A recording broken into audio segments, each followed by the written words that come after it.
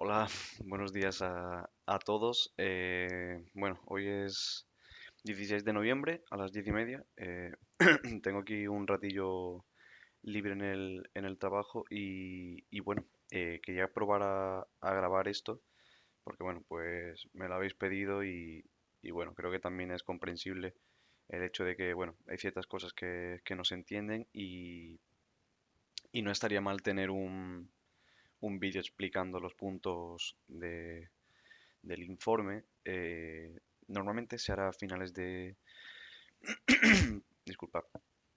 Se hará a finales de mes, pero bueno, sirve como prueba. Sinceramente me hace hasta un poco de ilusión. Así que nada, vamos a ver un poco los puntos de este informe de medio mes, de mitad de mes, de quincena. Y bueno, vamos al lío. Pasando, a ver, perdonadme, que estoy aquí probando. Vale, ok. Viendo un poco, bueno, cómo está un poco la película en el mes, pues bueno, las posiciones que tenemos son las que se ven, las de SPY, que es el SP 500 y Commodities, que no está terminando de comportarse muy bien. Pues bueno, ha sido una semana bastante movidita y con claro tono alcista para la renta variable, para las bolsas. Y bueno, ahí está ya el Bitcoin, que lo estamos ya vigilando y bueno, ya aprovecho para contarlo, ¿no? Que pues eso, no sé si habréis visto el informe, de todas formas son 2 páginas, no tiene mucho más y aquí vamos, lo explico en un momento.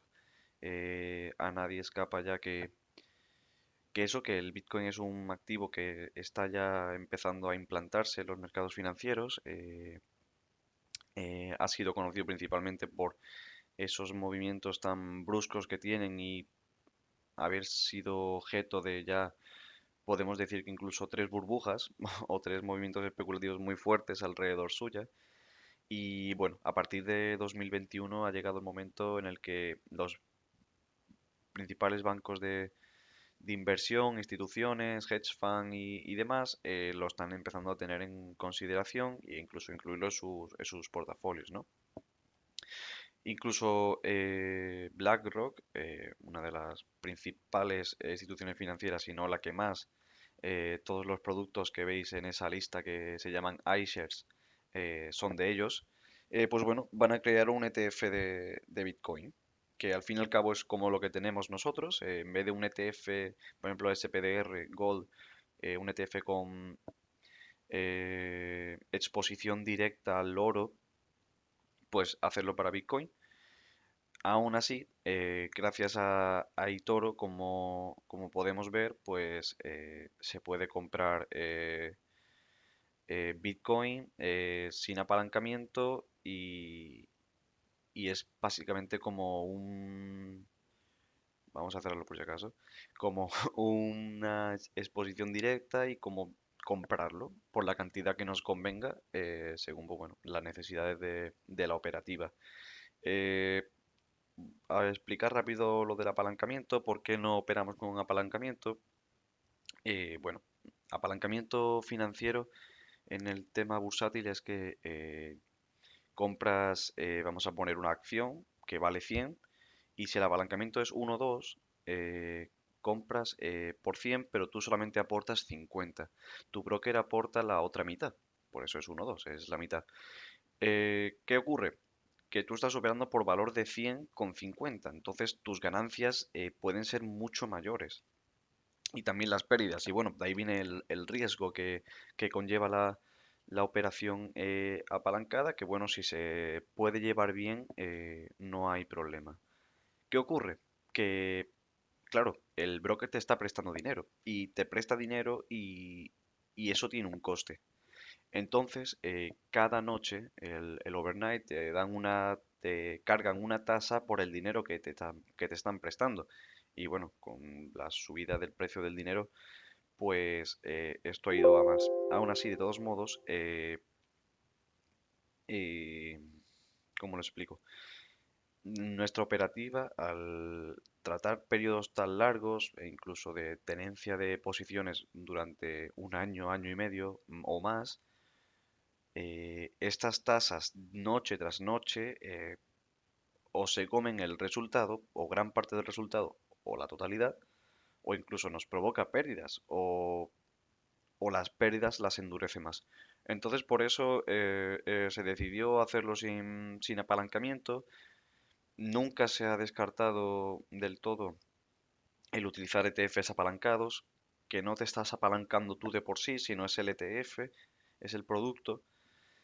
Pero bueno, se podría mirar más adelante, pero el backtest, todas las pruebas del sistema se hicieron sin apalancamiento ninguno, con lo que vamos a seguir de momento así. Y bueno, espero que esté más o menos explicada la posición en Bitcoin. No va a ser más del 10% del portfolio nunca, debido a la gran volatilidad que tiene. Y es la única posición en la que se van a tomar stops, que son al fin y al cabo precios a los que tú marcas como pérdida máxima. O sea, si la cotización llega a ese nivel, la posición se cierra y no hay mucho más que hacer. ¿Vale? Entonces, con esto yo creo que está más o menos explicado el tema del Bitcoin y vamos a pasar un poco al informe de mitad de noviembre. Estos son los resultados a 15, a ayer. El bache de octubre se recuperó. Hemos recuperado menos que el resto. También caímos menos que el resto. Este mes, el mes de octubre, creo que caímos un 1,1, que lo tengo aquí apuntado, mientras que el All Weather cayó 2,6, el Faber Ivy 3 y MSCI World 2,5. Disculpa. El MSCI World nunca lo he explicado porque lo incluí. Y bueno, siempre me... No es un portfolio el que deberíamos fijarnos estrictamente porque no es nuestro target. Porque me explico, el MSCI World es el índice de bolsas del mundo o de acciones a nivel global. Y al fin y al cabo es como el SP 500, está ordenado según de empresa más grande a más chica, pero a nivel global.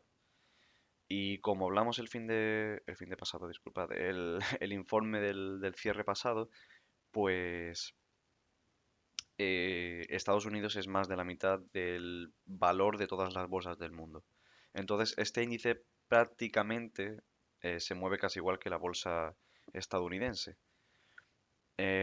Entonces, no es comparable porque nosotros, por ejemplo, ahora estamos invertidos en commodities, en materias primas. Entonces, estamos un poquito que sí que no. Aún así, me gustaba tenerlo por ver cómo nos comportamos con respecto a la renta variable. CPI son los IPCs de Estados Unidos y de España, por ver cómo ha crecido la cesta de bienes de consumo desde que empezamos hasta ahora. Faber Ivy y All Weather, pues bueno, son unas carteras de, de activos permanentes, o sea, siempre estás invertido y es lo más cercano que tenemos para poder compararnos. De todos modos, nosotros tenemos momentos en los que aunque ellos tienen exposición a las mismas familias de activos que nosotros, ellos están invertidos permanentemente mientras que nosotros nos salimos dependiendo del momentum del activo. Entonces ahí se dan las divergencias de rendimiento. Aún así, pues bueno, estamos cerca de volver a la paridad y, y nada, y en el largo plazo, pues seguro que sí, porque hay motivos para creerlo y ahora lo vamos a ir detallando poquito a poco. Estos son los puntos que vamos a ir comentando, ahora los vamos a ir viendo poco a poco. Y volviendo con los puntos a tratar, disculpad que he tenido que cortar un segundo. Está la regla de Sam. SAM Rule, que es un indicador que, bueno, se ha hablado estos últimos días y, bueno, está relacionado con el tema del empleo en Estados Unidos, con el desempleo más que con el empleo. Y es, básicamente, su forma de cálculo está referido con la media del paro en los últimos 3 meses y el mínimo de los 12 últimos meses, o sea, del último año, ¿vale? Y se ha utilizado siempre como indicador de recesiones, porque todos estos informes hemos ido comentando factores que anticipan la recesión, ¿no? Porque al final la bolsa es un mecanismo de descuento, las inversiones siempre se hacen con vista a una cosa que se espera que pase, y la bolsa siempre está intentando anticipar qué va a pasar. Y ahí están los movimientos que se dan día a día, porque son completamente, constantemente ajustes de posibles previsiones del mercado en general, ¿no? Y el empleo es al contrario, es lo último que pasa. O sea, cuando ya explota el desempleo y hay paro por todos lados y ya es generalizado, es como que ya es la última fase de los problemas macroeconómicos. Entonces, y es cuando empezamos a hablar de recesiones, ¿no? De que disminuye la producción, eso, como disminuye la producción se despide gente y demás. Entonces, este indicador desde 1970 ha dado siempre la señal acertada de que comenzaba la recesión. Como veis ahí, todos esos picos son recesiones que ha habido en Estados Unidos en los últimos, pues desde el 59. Comentar ese pico enorme que es el 2020, que hubo muchísimo paro, aunque bueno, sabéis que fue por una causa exógena a la economía y rápidamente se recuperó, también impulsado por políticas monetarias laxas, que bueno, ahora lo hablaremos. Y bueno, aún así, yendo a la regla de Rule, de Sam, disculpad, pues bueno, cuando el paro, la media del paro de los 3 meses es 0,5% superior a la de los últimos 12, siempre se ha dado recesión. Actualmente va en 0,33, la tendencia es a aumentar, disculpad, y eso, y como eso se dijo también en el informe del mes pasado, pues el mercado laboral está un poco disfrazado. Las cifras están un poco disfrazadas con intención o sin ella por la administración. Porque hay mucho paro que no se está registrando, que se está aguantando las cifras de paro por el empleo público. Hay mucha estacionalidad con el tema del paro público del profesorado. Hay muchas las encuestas de población activa no se estaban respondiendo tanto, entonces estaban perdiendo su significatividad. Entonces, es eso, sin intención o con ella, la administración de Estados Unidos no está registrando del todo bien el paro y visto a que el año que viene es año electoral, pues eh, piensa mal y acertarás o bueno, tarde o temprano se va a haber registrado ese paro y probablemente, vamos, mi impresión es que esta señal se va a dar, ¿vale? El SP 500, el rey de los índices, el termómetro de las bolsas del mundo, pues registró una semana o esta primera quincena espectacular. Recuperó sin problemas toda la caída que hubo noviembre, diciembre, que nos hizo dudar de que, bueno, de que se acababa este rally alcista que empezó en octubre del 22.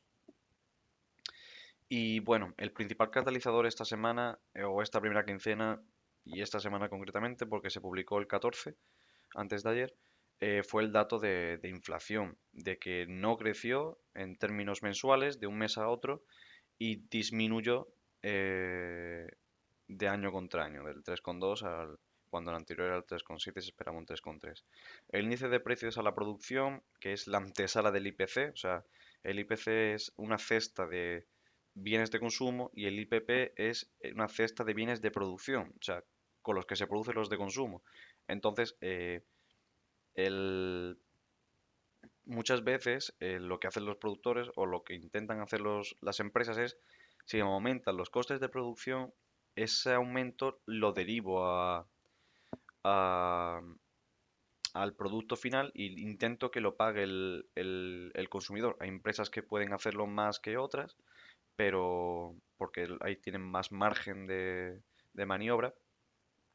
Pero bueno, que aún así que disminuyan los precios de la producción y que pase a negativo es algo bastante significativo, ¿vale?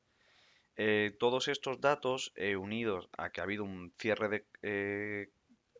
de cortos, pues ha ayudado muchísimo, ¿no? Porque había un gran posicionamiento bajista por todos estos meses que ha habido, este par de meses que ha habido muy dubitativos en la bolsa, pues empezaron mucho las apuestas en negativas a que la bolsa bajaba.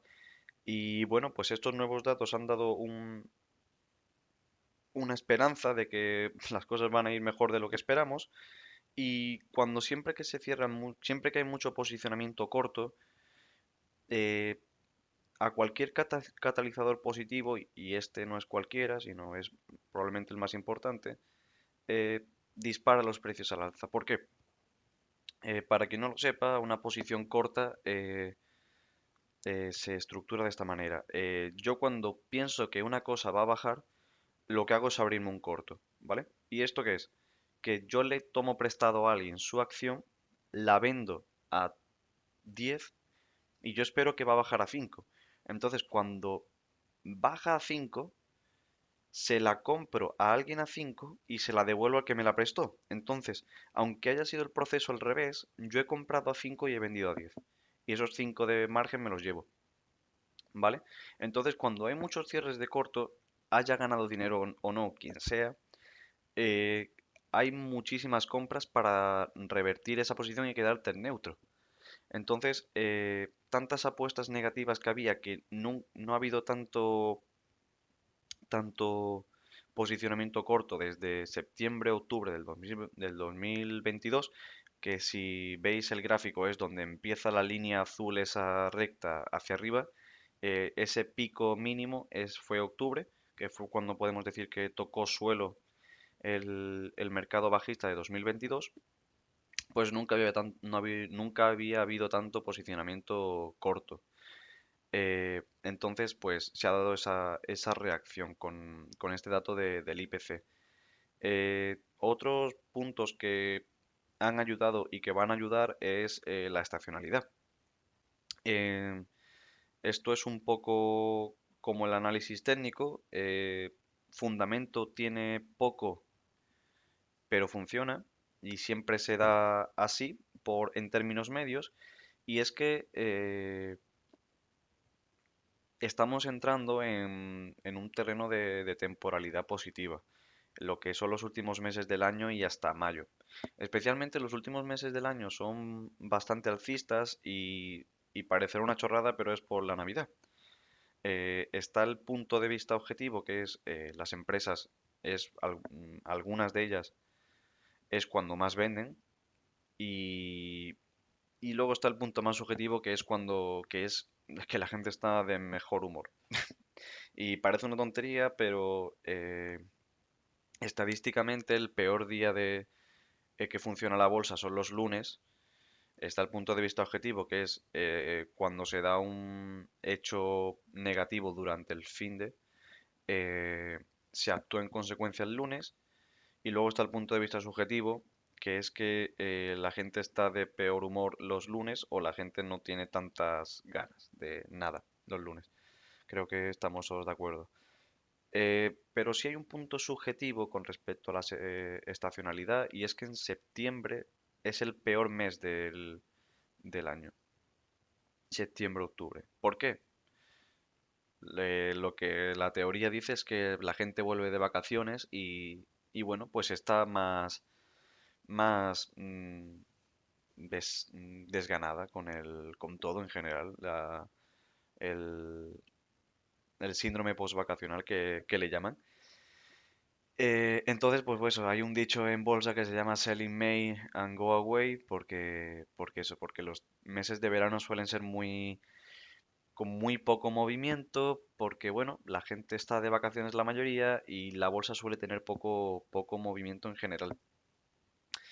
Volviendo a los catalizadores, la temporada de resultados, pues ya prácticamente ha terminado. Creo que falta, de las grandes, falta Nvidia, la productora de tarjetas gráficas y demás, que ahora está dándole mucho bombo al tema de la inteligencia artificial. Que, bueno, en general la temporada de resultados ha sido bastante buena, sin entrar en mucho lío, pues las sorpresas positivas mejor que la media histórica y las sorpresas negativas mejor que la media histórica. O sea que todo perfecto. ¿Qué ocurre cuando se va acabando la temporada de resultados? Que se cierra el blackout de recompras. El blackout de recompras se impuso por la SEC, Security and Exchange Commission, que es la Comisión Nacional de Mercado de Valores de allí, y se impuso que 15 días antes y 15 días después de la presentación de resultados, las empresas no pueden comprar acciones propias. ¿Por qué? Bueno, para intentar evitar sobre todo el insider trading, el operar con información privilegiada y manipular las acciones. Porque las recompras, como se ha dicho en algún informe, son uno de los principales motores de las revalorizaciones en la bolsa. Porque, y ahora lo hablaremos más adelante, pero la bolsa desde hace unos, podemos decir ya 10 años, se mueve más que otra cosa por la liquidez que hay en el sistema, por cuánto dinero hay en el sistema. Que por eso, por ejemplo, en los informes, en el cuadro de arriba de final de mes, siempre pongo la evolución de la M2, que es la masa monetaria y al final es la cantidad de dinero disponible líquido que hay en el sistema. Y es que ya la bolsa no se mueve tanto por noticias buenas o malas, sino cómo esas noticias afectarían a la liquidez. Y por eso este 2022 ha sido tan chungo, como veis la caída, y es porque la inflación ataca directamente a la liquidez, porque aumentan los precios, el dinero vale menos, y para intentar, y bueno, hay un cierto nivel de inflación que se considera deseable para los políticos, no para nosotros, porque creo que a nadie le gusta que lo que compra diariamente, lo que compra en general cada año suba un 2% por mandato, pero cuando los precios suben al nivel por encima del deseable para ellos, pues tienen que actuar. Y tienen que actuar subiendo los famosos tipos de interés, que lo que hacen es encarecer el precio del dinero, el coste de endeudarse también. Entonces atacan directamente a la demanda. La gente deja de comprar tanto o se endeuda más para comprar, que es lo que está pasando, que está habiendo muchos problemas de crédito y de delincuencia, o sea, de impagos. Por eso, porque la gente intenta mantener su nivel de vida, sobre todo en Estados Unidos, que trabajan mucho con crédito. Yo creo que lo tienen bastante instaurado por el tema de los préstamos estudiantiles. Entonces, se endeudan e intentan mantener esa demanda. Y cuando la Fed, lo que intenta, el Banco Central de Estados Unidos, lo que intenta es atacarla, o sea, parar de comprar para que los precios bajen. Entonces, ese encarecimiento y el aumento del coste de endeudamiento que afecta mucho a la bolsa, lo que hace es que baje. Hay menos dinero disponible para invertir y sobre todo cuando aumentas los tipos, ahora lo veremos más tarde, aumenta el coste o el tipo de interés o de rentabilidad que te dan los bonos, que se entiende como una inversión más segura. Entonces, por comparación, en términos marginales, hay gente que empieza a preferir un bono que le pague el 3 o el 4 que estar invertido en bolsa. Entonces, por eso son uno de los principales drivers, de los principales, mm, el de los principales, podemos decir, factores que mueven que las bolsas caigan cuando suben los tipos de interés, ¿no? Entonces, y todo esto viene por su necesidad de liquidez. Y las recompras son un gran impulsor de este efecto porque provoca eso, que entre muchísimo dinero en las bolsas y de excedentes que tienen las empresas que pues o no saben qué invertir o quieren rentabilizar a sus accionistas con más acciones o cualquiera de esos puntos. Tengo ya apuntado medias 50 y 100, que son la 50 siempre va más pegada al precio, que es la azul, y la de 100, que es la verde. Eh, Sabéis que uso mucho medias móviles, que se basa bastante toda la operativa en ellas, y se ha dado que la de 50 ha cruzado por encima la de 100. Es decir, la que es más de corto plazo ha cruzado a la de largo plazo al alza. Es decir, o en otras palabras, los últimos 50 días lo ha hecho mejor que los últimos 100, ¿vale? Y esto es una cosa que suele tardar en darse porque como veis son movimientos muy aplanados con respecto al precio y eh, todas las veces que se ha dado desde 1970, que lo estuve calculando el otro día, eh, se ha dado con resultado positivo. Entonces, tanto por catalizadores macro de medio plazo como por técnico, parece que el SP va a tener un buen fin de año y ya veremos el año que viene porque bueno, habrá que bajar los tipos como vamos a hablar justo ahora. Porque parece que los bonos se están despertando, su cotización está empezando a aumentar y eso quiere decir que los tipos de interés que dan los bonos están bajando. Y me explico. La Fed no le gusta, o a los bancos centrales en general, no les gusta subir los tipos. Les suele costar menos bajarlos. ¿Y por qué? Porque, poniéndolo de ejemplo, cuando tú tienes una casa con tu familia y demás, eh, tenéis como un presupuesto para gastar. Y cuando lo excedéis o estáis ya al límite, hay dos opciones. O gastas menos o ingresas más. Nosotros no podemos ingresar más de la noche a la mañana, pero los estados y los estados con los bancos centrales sí. ¿Y qué hacen? Imprimen dinero. Es verdad que tienen más dinero, aunque bueno, a la larga vale menos. Y ya están aquí las pruebas. Entonces, visto que esta inflación que hemos tenido se está empezando a relajar, no hay que darla nunca por muerta, pero parece que está dando signos de que se está ya relajando, la Fed está empezando a calmar el discurso de que por ahora no va a haber más subidas de tipos, porque es algo bastante doloroso para la economía. La deuda, que es el crédito, que es lo que mueve las economías de mercado, la frenas si subes los tipos y a la vez encareciendo el crédito. Entonces, se está empezando a estimar que para mediados del primer trimestre segundo de 2024 van a empezar a bajar los tipos. Porque, bueno, se ha encarecido mucho el crédito y eh, en una economía tan endeudada como la americana y, vamos, todas las de Occidente, están intentando aguantar con la deuda barata que tenían todavía del COVID, que las dieron a tipo cero y tal, pero en cuanto tengan que renovarla y tengan los tipos de interés de ahora, van a empezar a romperse cosas y van a descontar pues la recesión que hablábamos antes con la regla de Sam. Entonces, pues bueno, se está empezando a descontar que los tipos de interés van a bajar y de ahí viene el posicionamiento tan bajista que ha habido este último año, como veis en las líneas verdes, y lo mismo que en la bolsa. Cuanto mayor posicionamiento bajista hay y tan extremo, hay muchos, al mínimo catalizador optimista se va a revertir, porque la gente empieza a recoger beneficios y empieza a comprar.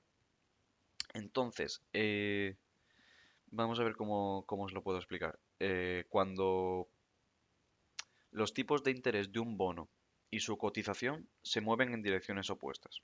Es decir, si un bono aumenta su rentabilidad, su cotización baja. ¿Por qué?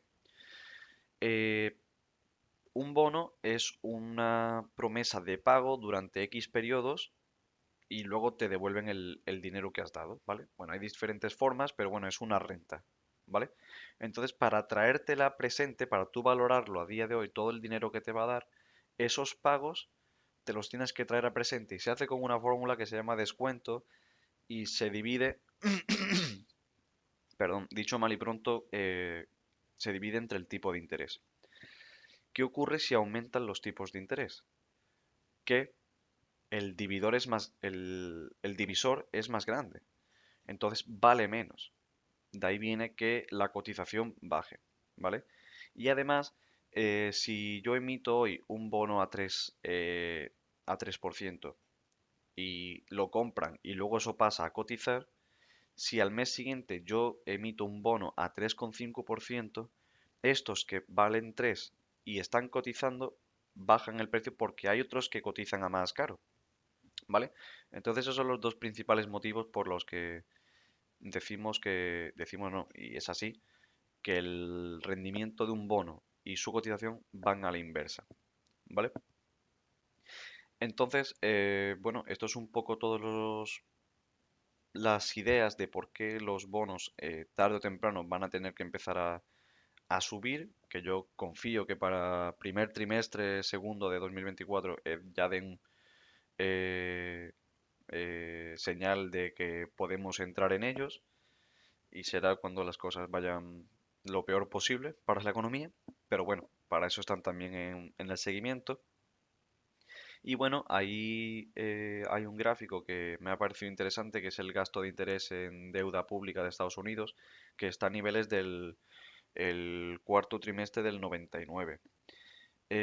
No me acuerdo muy bien cuánto era el PIB, la deuda pública sobre el PIB, está en el informe, pero eh, viendo el máximo, que es sobre el 85, es un 5% sobre el PIB ese gasto. Pero claro, está muy bien que te gastes 10 euros, pero no es lo mismo gastarte 10 euros cobrando 100 que cobrando 1000, ¿vale? O sea, ese porcentaje es mucho más diferente. Entonces, me puse a buscar y en el 85 la deuda sobre el PIB era el 47%. Y en 2023 es el 119% ahora, ¿vale? España creo que está más o menos igual de mal. Entonces, para que tengamos una visión de cómo las cosas se están torciendo tanto. eh, creo que ayer o antes de ayer, aprobaron no me acuerdo si en el Senado o en una de las cámaras estas de tantas que hay de políticos en Estados Unidos, de aprobar un plan de estímulo para poder salvar otra vez el impago, porque iban a hacer un cierre temporal de la administración, porque no hay dinero. Entonces, hemos entrado ya en un agujero negro del que pues difícilmente creo que se pueda salir y la única solución que están tomando, en vez de la de recortar gasto de esa casa, que como hemos dicho antes, lo que hacen es esa patada hacia adelante de, bueno, imprimimos más dinero, nos endeudamos más y seguimos para adelante hasta que esto aguante porque no voy a ser yo el político que haga recortes porque, bueno, yo estaré en el poder como mucho 8 años y que se lo coma otro, ¿vale? Entonces, en cuanto la inflación se relaje totalmente y seguramente la Fed, como siempre hace, o los bancos centrales se equivocarán con el timing y, y lo harán tarde o demasiado pronto, pues bajarán los tipos de interés, porque están asfixiando con tal de calmar, de combatir la inflación, están asfixiando las finanzas públicas de Estados Unidos. Entonces, encima, viniendo año electoral, probablemente bajarán los tipos para intentar eso, quitarles parte de esa carga que está ahora mismo llevando encima el tesoro de Estados Unidos. Entonces esas pues son las hipótesis por las que pienso que eso, que más tarde que pronto, más pronto que tarde, disculpad, habrá señales de compra de bonos de Estados Unidos. Comentar el petróleo, que es parte importante del ETF que tenemos en cartera. Bueno, la cotización no es mensual, es la semanal. Está ahí bastante estancada. Eh, Hay varias ideas de por qué. Una de ellas es China, que es la segunda potencia mundial y seguramente veamos juntos cómo se convierte en la primera. Pero de momento no, porque no paran de dar malos datos de PMIs, de producción, no terminan de remontar el vuelo.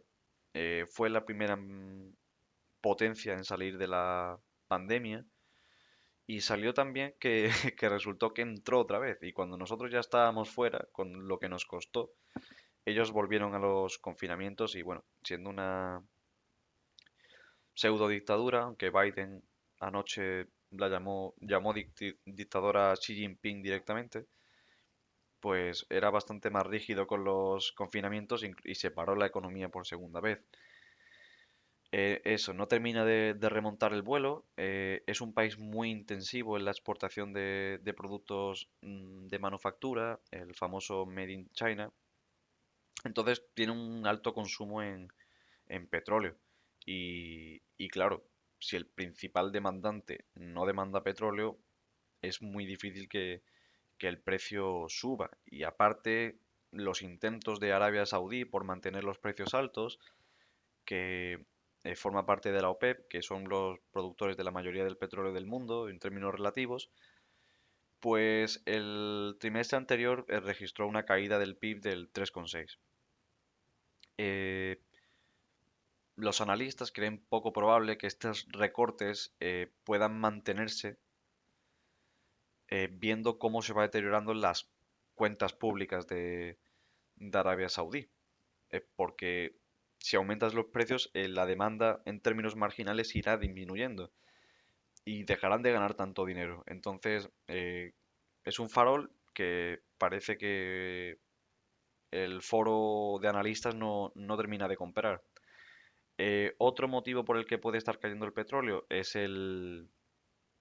los aires de recesión, el que se empieza a descontar que, bueno, que tanto petróleo no va a ser necesario o que las cosas se están ralentizando de manera que ya no es tan necesaria ese insumo, esa materia prima, porque bueno, no hay que producir tanto y, y básicamente eso, que no se necesita tanta materia prima para producir y se empieza a descontar ya o se está descontando no, o es un hecho de que la economía global se frena.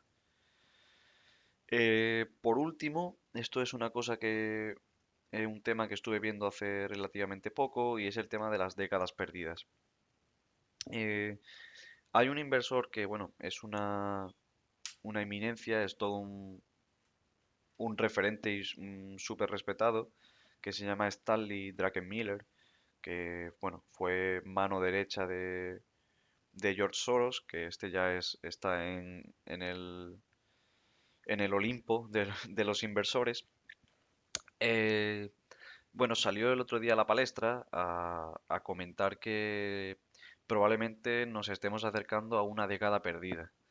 Y estas décadas perdidas son periodos en los que, independientemente de que el GDP, que es el PIB, el Gross Domestic Product, eh, crezca, la bolsa no lo hace. Y como veis, se dieron en el 65 y en el 2000 el el PIB creció anualizado un 9,3 y un 0,1 para el caso de 65-78 y para el 2000-2021 el PIB creció un 3,9 y un 0,04 el S&P. Que mira, es súper curioso cómo el PIB en los cuatro periodos, tanto el estancamiento como la expansión de la bolsa, va menguando, ¿no? Viendo un poco, pues, el ocaso, ¿no? De lo que ha sido el imperio de Estados Unidos o si no quieres llamarlo imperio, llámalo hegemonía, ¿no? Entonces, a modo de curiosidad y digo, bueno, sé al final eh, esta estrategia se empezó probando con el SP 500 porque bueno, es el rey de los índices y si funciona en el SP 500 como que medio se asume de que funcionan todos, ¿no? Y bueno, se ha probado en el resto y también funciona, como en el caso del Bitcoin que se ha añadido hace poco. Entonces me preguntaba bueno, a ver cómo funciona esto en nuestro sistema. Y eso son las dos gráficas que están a la derecha, para los dos periodos, para el 75-78 y para el 2000-2013. Eh, como se ve, vamos, performa, como diría el Chocas, bastante mejor que el índice. Porque el BIH significa buy and hold, que es comprar y mantener. O sea, ¿qué diferencia hay entre comprar y mantener y nuestra estrategia? Y funciona bastante mejor. Porque aunque sean épocas que podemos decir de estancamiento, de que no se superan los máximos anteriores, como es el caso del 2000, que bueno, la gente dice que el análisis técnico no funciona, pero el máximo del 2000, cuando llegó el 2008, volví a tocarlo y fue cuando se despeñó, que bueno, fue toda la crisis de Estados Unidos, la crisis financiera, la Great Financial Crisis, como le llaman. Eh, como nuestro sistema, aunque haya periodos de lateralidad, podemos decirlo, si los movimientos que hay en ese periodo son lo suficientemente amplios en el tiempo, podemos entrar. Como se ve aquí perfectamente, por ejemplo, en el caso del 65-78, donde vamos muy de la mano del índice hasta que cae y nosotros nos quedamos planos porque hemos cerrado la posición. Vuelve a subir, nos da señal alcista, volvemos a entrar, se vuelve a despeñar en el 73, septiembre, nos quedamos planos porque hemos cerrado. Entonces, es un sistema que a la larga como que se va aprovechando de las oscilaciones positivas y en cuanto pasa negativo, sinceramente no, por así hablando en plata, el sistema se desentiende y es como, bueno, cuando vuelvas a mantener un ritmo creciente otra vez, un buen momentum que se llama, pues volveremos a subirnos. Entonces, pues eso, más que nada para mostraros y en parte para mostrar a mí también la fortaleza del sistema, ¿no? De cómo es capaz de aprovechar estas rachas positivas y desentenderse de cuando las cosas van mal, preservando capital, que es lo primero, incluso antes que ganar dinero. Lo importante, o cuando uno empieza en bolsa, lo primero no es ganar, lo primero es no perder, que ya es algo, que mucha gente no lo consigue. Entonces, aunque vengan épocas complicadas, como digo siempre, si hay tendencia, vamos a estar en ella.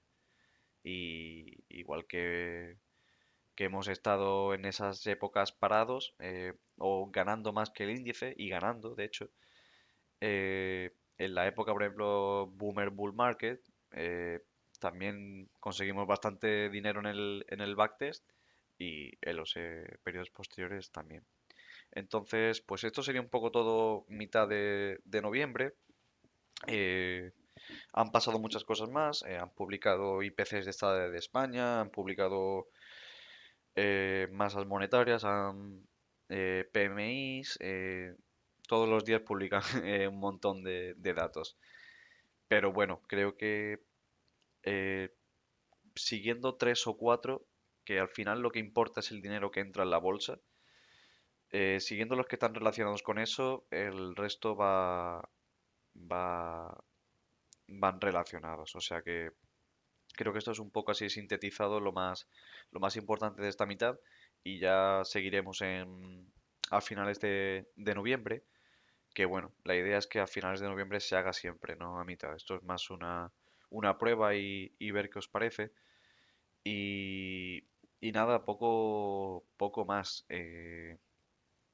Eso, gracias, como siempre, os lo digo cada vez que os comunico algo por el grupo y bueno, no, de tanto decirlo, para mí no deja de significar menos. Es dinero, dinero de verdad y, y bueno, confiáis en los números, confiáis en mí y joder, para mí eso significa un montón.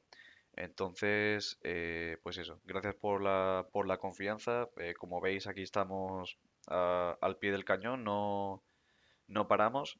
Si tenéis alguna curiosidad sobre todo lo que hemos comentado o otra cosa, pues sabéis que, coño, que me podéis hablar sin problema, que antes de todo esto pues somos amigos. Y nada, lo dicho, que muchas gracias y nada, a tema de vídeos, pues hasta final de mes y eso, que vamos hablando, ¿vale? Así que nada, muchas gracias y un abrazo.